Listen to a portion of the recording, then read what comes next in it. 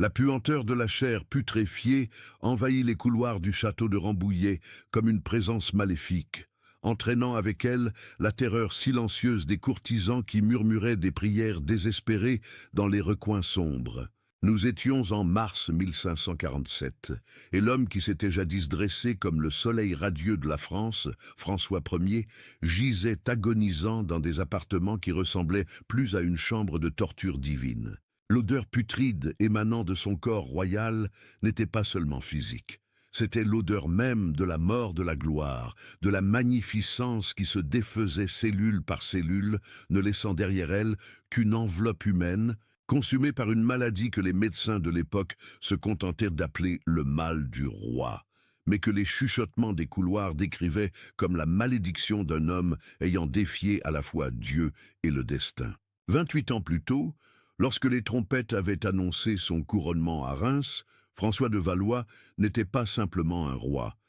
Il était la personnification de la Renaissance française, un colosse de 2 mètres de haut, dont la présence se faisait sentir avant même d'être aperçu. Ses yeux bleus brillaient avec l'intensité d'un homme convaincu d'être né pour réécrire l'histoire de l'Europe. Les chroniques de l'époque décrivent un monarque dont la voix résonnait dans les salles tel un tonnerre maîtrisé, dont les gestes étaient calculés avec la précision d'un maestro dirigeant une symphonie de pouvoir. Lorsqu'il arpentait les salons de Fontainebleau ou les jardins de Chambord, château qu'il avait lui-même fait ériger comme monument à sa grandeur, les nobles se courbaient, non par simple obligation, mais par une révérence presque religieuse devant sa présence magnétique. C'était le roi qui avait fait de la France un centre culturel sans précédent, attirant des artistes tels que Léonard de Vinci, qui mourut dans ses bras à Amboise, des architectes italiens qui redessinèrent le paysage français avec leurs chefs d'œuvre, des poètes chantant ses gloires en vers qui retentissaient dans toute l'Europe. François ne se contentait pas de gouverner. Il irradiait le pouvoir comme le soleil irradie la lumière, et sa cour était un univers gravitationnel où les planètes nobles orbitaient autour de sa force magnétique. Les ambassades étrangères arrivaient à Fontainebleau, émerveillées non seulement par la richesse ostentatoire, mais par l'aura presque surnaturelle d'un homme semblant avoir été choisi par les dieux eux-mêmes pour régner. Mais les dieux, comme François allait le découvrir de façon brutale, ont une mémoire longue et une patience courte. Le premier signe de la chute ne vint ni de bataille perdue, ni de complot au palais. Il vint d'une blessure qui refusait de cicatriser. Nous étions en 1544, et le roi, alors âgé de 50 ans, avait eu un accident lors d'une chasse dans les bois de Villers-Cotterêts. Une chute apparemment insignifiante, une entaille à la jambe qui aurait dû n'être qu'une cicatrice de guerre de plus, exhibée avec fierté. Mais cette blessure était différente. C'était comme si la chair royale elle-même avait perdu sa faculté divine de régénération. Les chirurgiens de la cour appliquèrent les meilleurs traitements connus, sangsues, cataplasmes d'herbes rares, importées d'Orient, prières murmurées par des prêtres jurant posséder des pouvoirs, curatifs spéciaux. Rien n'y fit. La plaie commença petite, une marque rosée au milieu de la cuisse droite, puis grandit avec une persistance presque intelligente. D'abord, ce n'était que quelques centimètres de chair irritée, puis un cratère s'approfondissant jour après jour, libérant un liquide jaunâtre qui tachait les bas de soie royales et laissait une traînée nauséabonde partout où passait le roi. François, cependant, poursuivait ses activités comme si de rien n'était, avec une détermination frôlant la folie. Il recevait des ambassadeurs, tandis que la douleur martelait sa jambe, tel un marteau contre une enclume, signait des édits royaux, tandis que la sueur froide de l'agonie coulait sur son front aristocratique, participait à des cérémonies solennelles, tandis qu'il hurlait intérieurement dans une torture qu'aucun bourreau médiéval n'aurait pu imaginer. Les médecins royaux, Ambroise Paré, considéré comme le meilleur chirurgien d'Europe, et Jean Fernel, dont les connaissances anatomiques étaient légendaires, furent appelés dans les appartements royaux de plus en plus souvent. Leurs réunions secrètes dans les couloirs de Fontainebleau devinrent un rituel sombre d'aveu d'incompétence, face à quelque chose défiant toute la science médicale de l'époque. Majesté, murmurait Paré lors des examens, la plaie, elle semble avoir une vie propre. Le roi, étendu dans le lit royal, tandis que les médecins examinaient le cratère grandissant à sa jambe, gardait les yeux fixés sur le plafond orné. Mais derrière le masque de sérénité royale, quelque chose se désintégrait lentement. La douleur devint sa compagne constante, une présence maléfique qui le suivait du réveil jusqu'à l'endormissement agité. Lors des audiences royales, François avait pris l'habitude de serrer les accoudoirs du fauteuil avec une telle force que ses articulations blanchissaient comme du marbre, les muscles de sa mâchoire contractés dans une tension permanente qui transformait son expression royale en un masque de retenue héroïque. Les courtisans les plus observateurs commencèrent à remarquer de petits signes. La façon dont le roi hésitait avant de se lever, la manière dont sa main droite massait inconsciemment la cuisse blessée pendant les longues conversations, la pâleur qui remplaçait peu à peu le teint bronzé d'un homme habitué aux chasses en plein air. Mais François Ier n'était pas seulement un homme. Il était un symbole, une institution vivante de la monarchie française, et les symboles ne peuvent montrer de faiblesse. Ainsi, lorsque la douleur devenait insupportable lors de cérémonies publiques, il mettait en pratique une technique de respiration profonde, dissimulant ses spasmes sous des instants de réflexion majestueuse. Lorsque le liquide de la plaie tachait ses braies pendant les réceptions diplomatiques, il se contentait de se changer et poursuivait comme si rien ne s'était passé. Lorsque les nuits se transformèrent en un enfer d'insomnie ponctué de gémissements étouffés contre des oreillers de velours, il commença à tenir conseil avec ses ministres aux premières heures du matin, utilisant l'activité frénétique comme échappatoire à la torture physique. Les lettres de l'époque, découvertes des siècles plus tard dans les archives secrètes du Vatican, révèlent une correspondance désespérée entre François et divers spécialistes médicaux européens. Une lettre au médecin personnel du pape, datée de septembre 1545, décrit en détail la progression de la plaie. La chair se défait comme une terre humide, et chaque tentative de traitement semble n'alimenter que cette terrible chose qui croît en moi. Je rêve chaque nuit que quelque chose bouge sous ma peau, quelque chose qui n'aurait pas dû y être, quelque chose qui me dévore de l'intérieur. L'écriture, normalement ferme et élégante, tremblait sur les mots les plus douloureux, révélant une vulnérabilité que le roi n'aurait jamais permis à ses sujets de voir. Parallèlement à la détérioration physique, la plaie commença à affecter sa capacité à gouverner avec la même énergie titanesque ayant caractérisé son règne. Les réunions du Conseil royal, qui auparavant duraient des heures, avec François dominant chaque discussion de sa présence charismatique, furent progressivement écourtées. Le roi prit l'habitude de rester assis lors d'audiences qui exigeaient traditionnellement qu'il se tienne debout, et lorsqu'on l'interrogeait à ce sujet, il se contentait de répondre que la majesté royale n'a pas à se justifier devant qui que ce soit. Mais tous pouvaient lire la vérité dans ses yeux. La douleur l'emportait peu à peu sur la majesté royale. L'hiver 1545 apporta une dimension nouvelle à l'horreur. La plaie, déjà étendue jusqu'à ressembler à une pièce de monnaie, commença à produire une odeur caractéristique que les médecins reconnurent, avec une horreur croissante, l'odeur douce et nauséabonde de la gangrène. La chair autour de la blessure prit une teinte jaunâtre, qui s'étendait comme une encre répandue sur un tissu, et de petites veines sombres se mirent à apparaître, rayonnant du cratère central, comme les rayons noirs d'un soleil maléfique. François, observant cette progression dans un miroir de poche lors d'un examen médical, murmura simplement « Alors c'est ainsi qu'un roi meurt, morceau par morceau ». La cour commença à réagir à la transformation de son monarque avec un mélange de terreur révérencieuse et de fascination morbide. Les courtisans développèrent une nouvelle étiquette officieuse.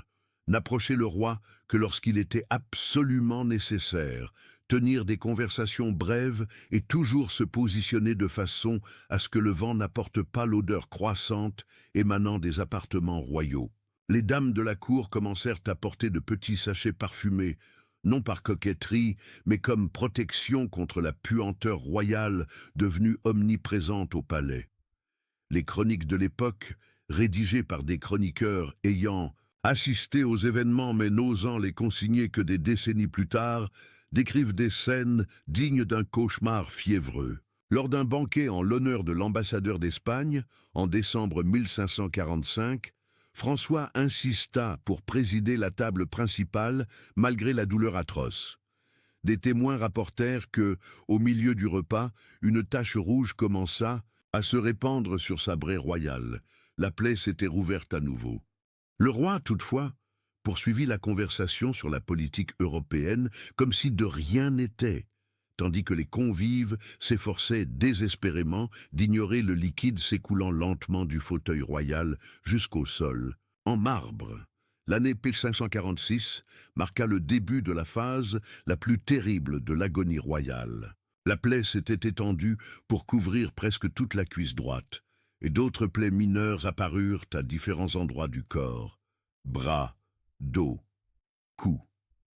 C'était comme si la maladie avait découvert le secret de la multiplication, créant un véritable chorus de cratères dévorant la chair royale avec une voracité systématique. Les médecins de la cour, en réunions secrètes de plus en plus fréquentes, commencèrent à employer des termes jamais prononcés en rapport avec le corps sacré d'un roi: putréfaction, nécrose, mort des tissus. François adopta une routine matinale devenue un rituel d'horreur. Au réveil, il restait immobile pendant quelques minutes, cataloguant mentalement chaque nouvelle douleur, chaque nouvelle sensation de détérioration. Puis il faisait appeler ses serviteurs pour le nettoyage et le pansement des plaies, une procédure pouvant durer 2 heures, transformant ses appartements en une sorte de salle d'opération médiévale luxueuse.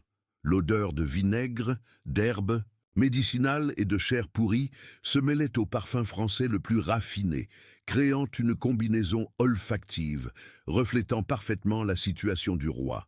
Majesté et putréfaction coexistant dans un même espace. Les nuits devinrent un voyage à travers des cercles successifs d'un enfer personnel. François souffrit d'insomnie chronique, non seulement en raison de la douleur physique, mais parce qu'il avait découvert que certaines positions soulageaient temporairement la souffrance. Il passait des heures assis dans un fauteuil spécialement adapté, avec des coussins placés pour éviter toute pression sur les plaies, fixant les flammes de la cheminée, tandis que son esprit oscillait entre la lucidité douloureuse et les délires fébriles induits par l'infection croissante. Pendant ces veilles nocturnes forcées, François commença à recevoir des visites de personnes n'existant pas. Conversations avec Léonard de Vinci sur l'art et la science, discussions politiques avec Charles Quint, son plus grand rival, ou qui gouvernait en réalité le Saint-Empire romain germanique. Rencontres mystiques avec des saints français offrant des conseils pour affronter la mort avec dignité royale.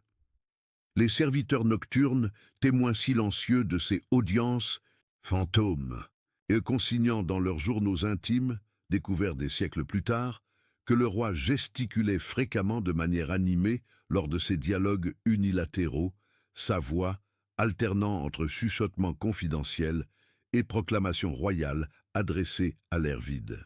La situation physique se détériora de manière exponentielle au cours des premiers mois de 1547.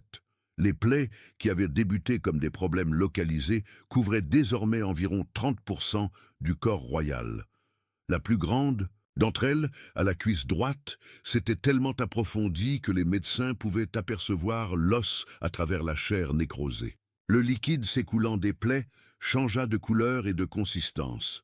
De jaunâtre et fluide, il devint verdâtre et épais, dégageant une odeur que les serviteurs décrivaient comme l'odeur même de la mort marchant dans les couloirs.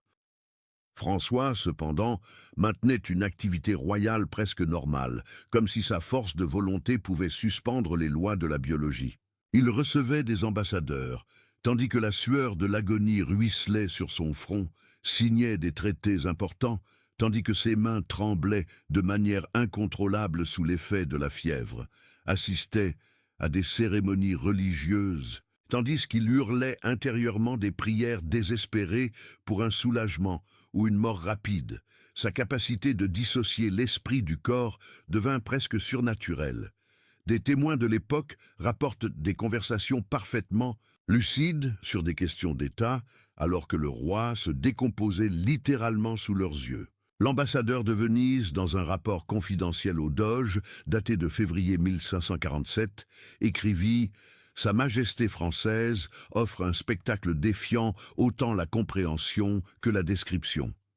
C'est comme si deux personnes habitaient le même corps, l'un ce roi magnifique que nous connaissons, discutant de politique avec un brillant intellect inchangé, l'autre un homme mourant dont la chair se défait comme du parchemin humide. L'odeur émanant de sa personne royale est si intense que j'ai dû placer des gardes munis d'encensoirs autour de la salle d'audience. Je crains que nous ne soyons témoins non seulement de la mort d'un homme, mais de la désintégration littérale de l'idée même de majesté divine. Les médecins royaux, désespérés, commencèrent à expérimenter des traitements de plus en plus extrêmes et mystiques. Saignées quotidiennes, avec des sangsues importées de Hongrie, réputées les meilleures d'Europe. Cataplasmes d'herbes rares achetées à des marchands arabes, vantés pour leurs propriétés miraculeuses. Prières spéciales, récitées par des prêtres jurant avoir assisté à des guérisons surnaturelles. Rituels païens, même parfois discrètement intégrés aux soins, avec des guérisseurs murmurant des incantations celtiques, en appliquant des onguents préparés selon des recettes prétendument datant de l'époque de Merlin. Rien n'y fit. Pire encore, chaque traitement semblait accélérer la détérioration. Les saignées affaiblissaient Francisco davantage, créant un cercle vicieux où la perte de sang diminuait sa résistance naturelle, permettant aux infections de se propager plus rapidement. Les herbes exotiques provoquaient souvent des réactions allergiques, ouvrant de nouvelles plaies sur des zones auparavant saines.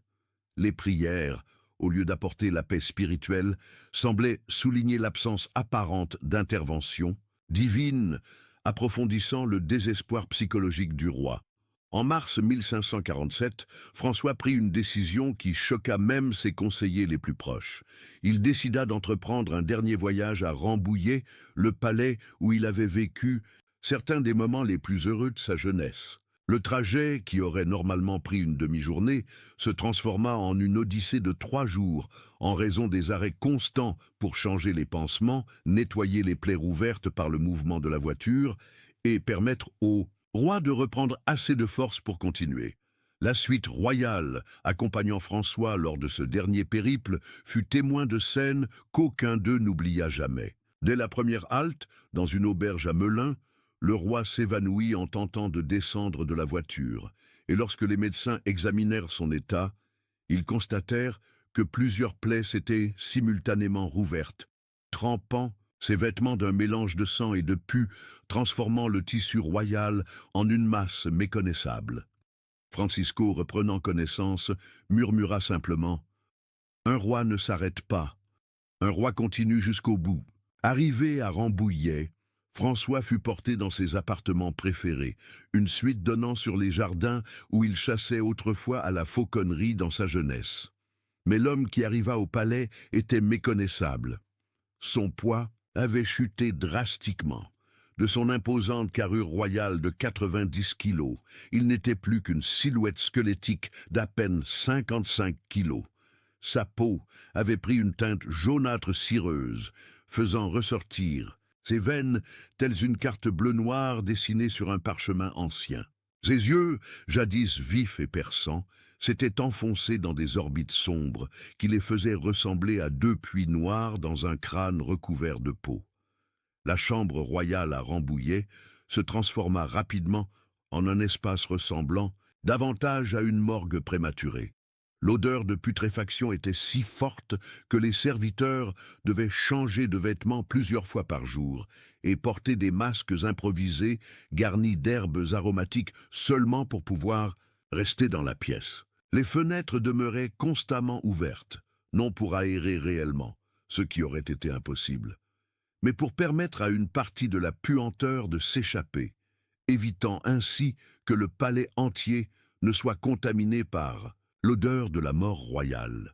François, toutefois, conservait une lucidité mentale d'une clarté presque surnaturelle. Pendant ces derniers jours, il dicta des lettres à plusieurs monarques européens, rédigea des instructions détaillées pour son successeur, Henri II, et composa même quelques vers poétiques sur la nature éphémère du pouvoir terrestre. Sa voix, bien que réduite à un chuchotement rauque à cause de sa faiblesse générale, gardait l'autorité royale. Les serviteurs et les nobles se courbaient encore quand il parlait, traitant chaque mot comme un décret sacré. L'une des scènes les plus terribles des derniers jours fut rapportée par le grand aumônier du roi, Dom Guillaume du Bellay, qui consigna l'événement dans son journal personnel seulement des décennies plus tard, alors qu'il approchait, lui-même de la mort. Lors de l'extrême-onction, François insista pour rester assis plutôt que couché, affirmant que « un roi reçoit les sacrements de Dieu d'égal à égal, non prosterné comme un sujet ». Lorsque l'aumônier s'approcha, pour appliquer les huiles sacrées, la blessure principale se rompit à nouveau, trempant les vêtements liturgiques de puce verdâtre. François, voyant l'horreur dans les yeux de l'aumônier, murmura « Votre révérence, vois comment Dieu traite ses oints. Peut-être ai-je été oint de la mauvaise huile. » Les 3 derniers jours passés à Rambouillet furent décrits par les rares témoins présents comme une descente littérale au cercle de l'enfer. François alternait entre des moments de lucidité cristalline et des délires fébriles, où il parlait à des personnages historiques morts depuis des décennies.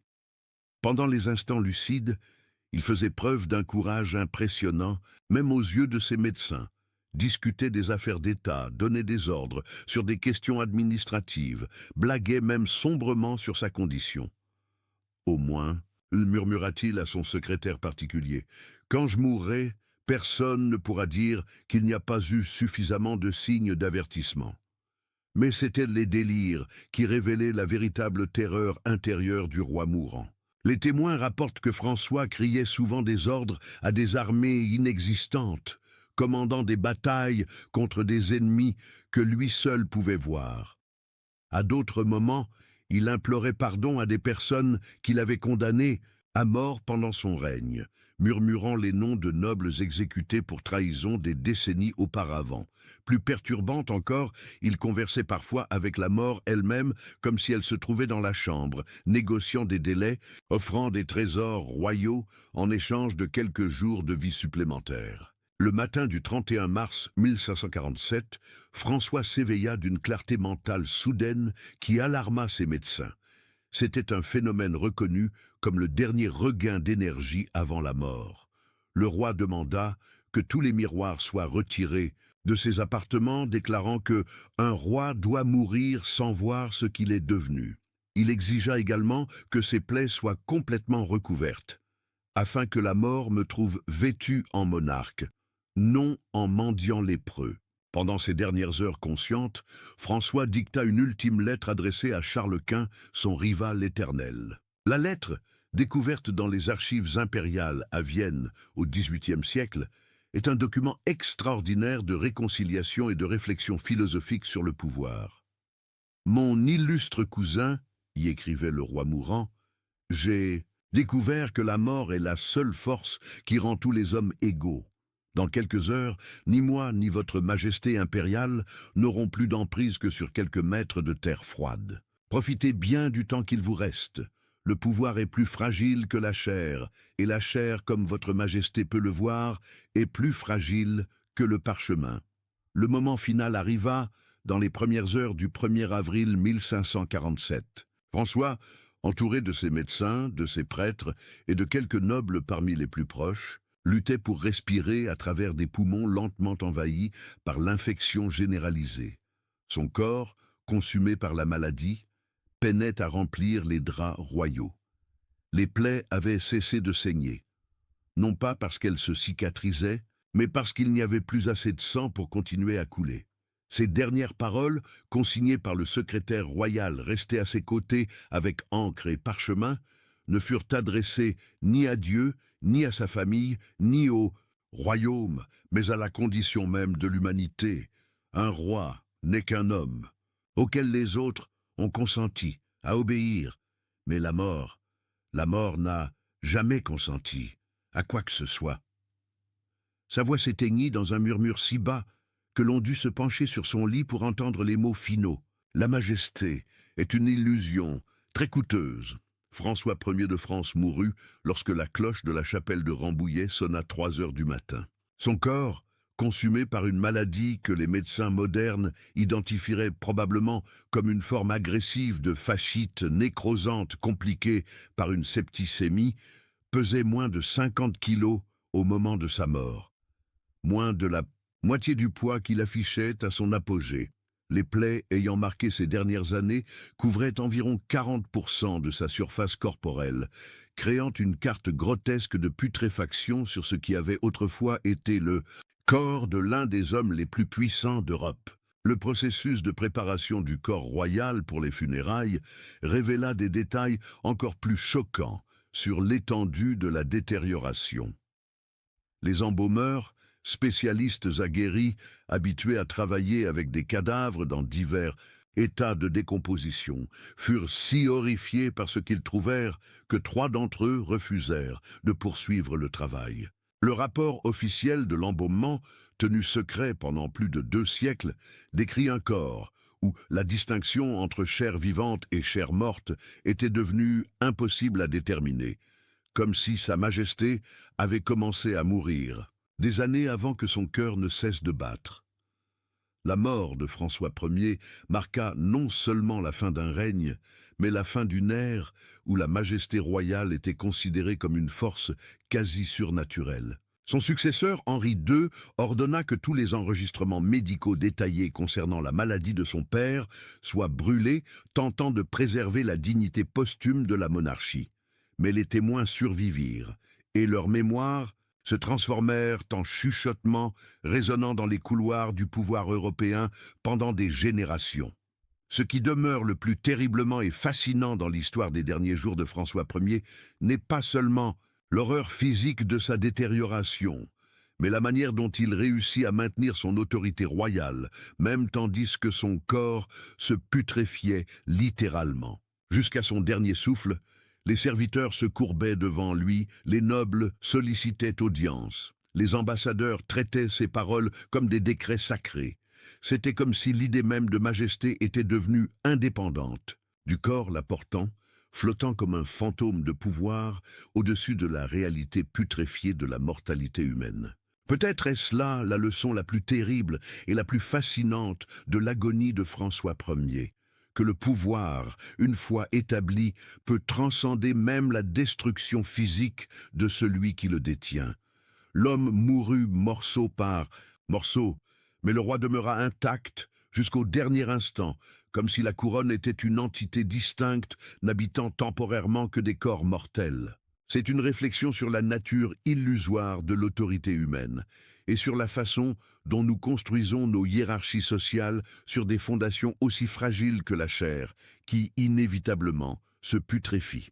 Dans la crypte royale de Saint-Denis, où François Ier fut finalement inhumé après des funérailles coûtant l'équivalent du budget annuel d'une petite ville, son tombeau de marbre présente l'image d'un roi à son apogée, jeune, puissant, éternel. Mais ceux qui connaissent la véritable histoire de ces derniers jours peuvent voir, dans les lignes délicatement sculptées du visage de Pierre, une amère ironie sur l'écart entre notre image publique et notre réalité privée, entre la persona que nous projetons au monde et la fragilité terrifiante que nous cachons dans nos appartements privés lorsque les lumières s'éteignent et que nous restons seuls face à notre mortalité inéluctable.